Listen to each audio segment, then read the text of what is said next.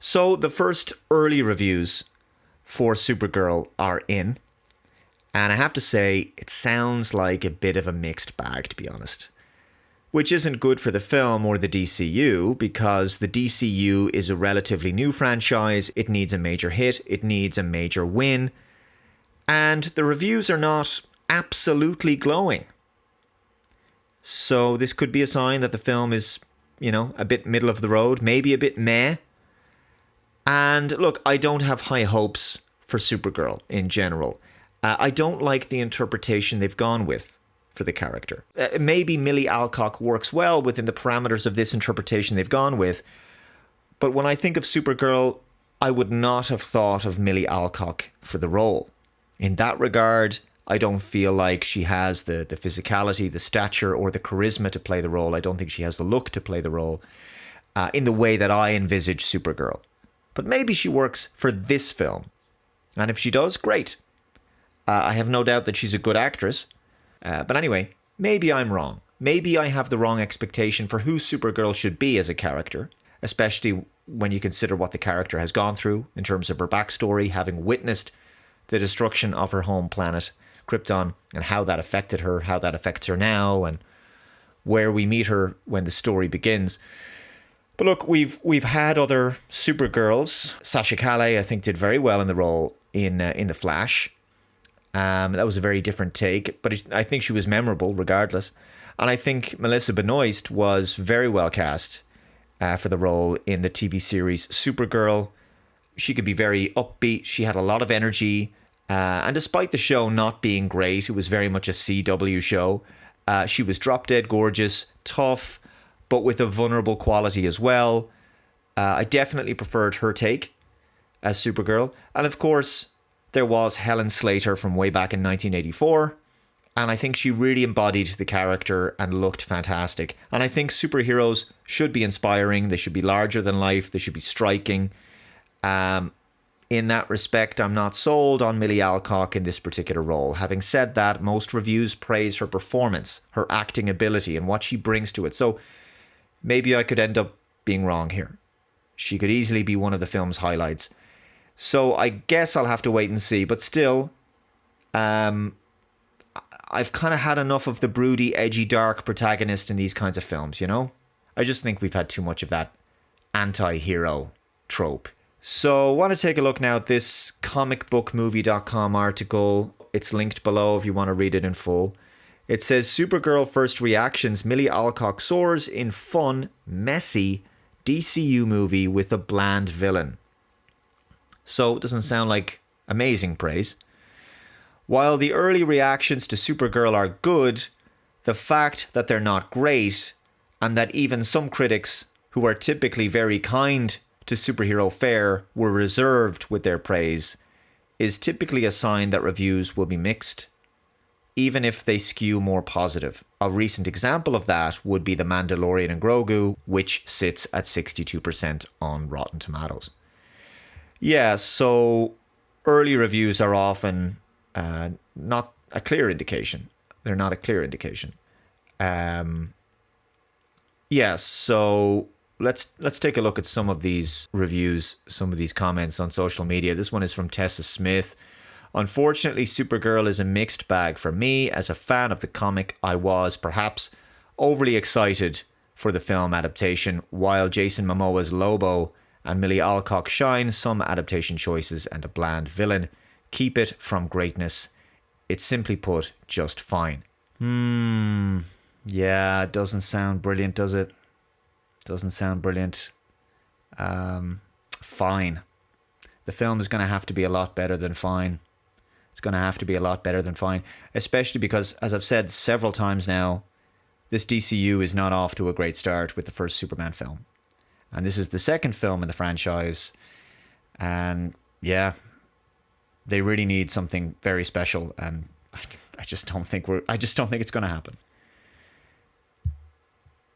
Jermaine Lussier writes, Supergirl is highly enjoyable. It doesn't quite have the resonance of Superman. Well, look, the Superman movie last year wasn't great. I really didn't like it. I thought it was immensely shallow.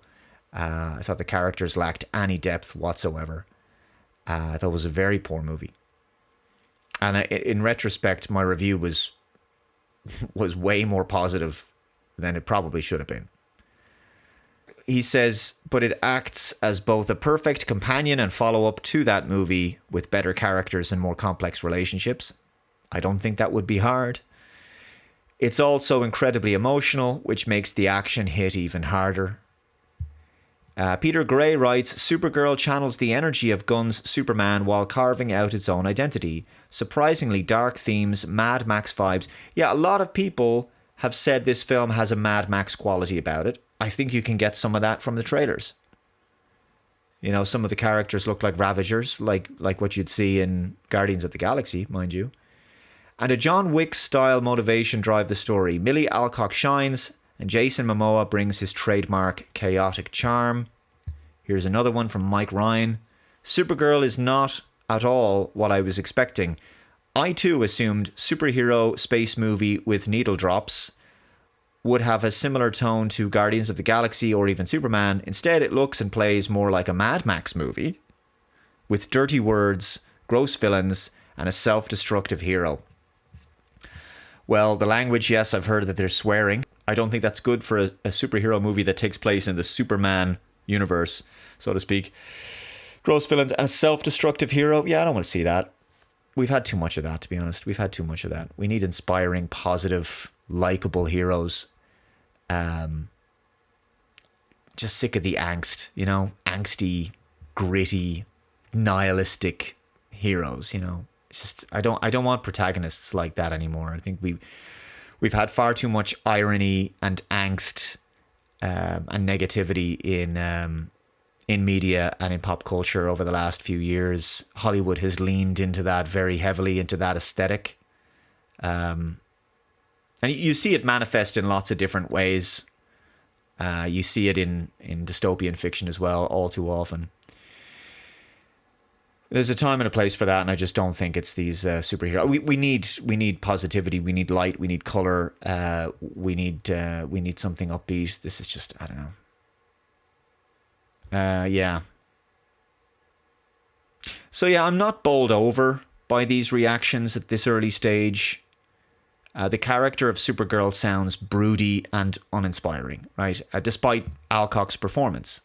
I mean, she can do great with what she's given, but I don't like this quirky, melancholic, cynical, alcoholic party girl thing. I just don't think it's inspiring role model quality. Call me old-fashioned. I just think that superheroes should be better examples of the best qualities, the best parts of humanity, even if they aren't actually human, but they're, you know, they're supposed to inspire humanity.